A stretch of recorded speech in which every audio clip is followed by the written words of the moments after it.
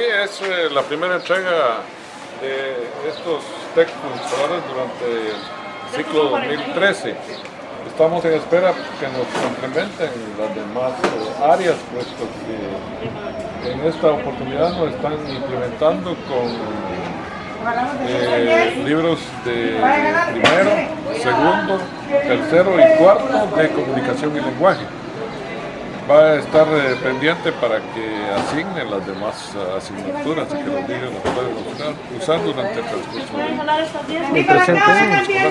El licenciado, este material educativo es para todos los establecimientos públicos. Sí, viene un listado para todos los establecimientos oficiales, del cual se les va a hacer llegar en el transcurso de esta semana. Vamos a citarlos a ellos para que los lleven a los diferentes establecimientos del municipio de Asunción. La entrega sería esta semana, entonces. Esta semana, primero Dios.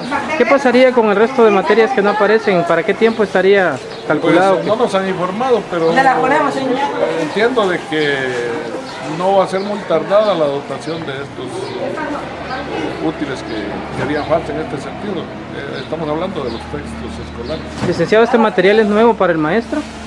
No, son textos que ya han sido utilizados, que se implementan cada cierto tiempo cuando se supone que ya el material anterior pues ya dio su vida útil, ¿verdad? Entonces, el uso para los maestros pues no varía. No va a variar.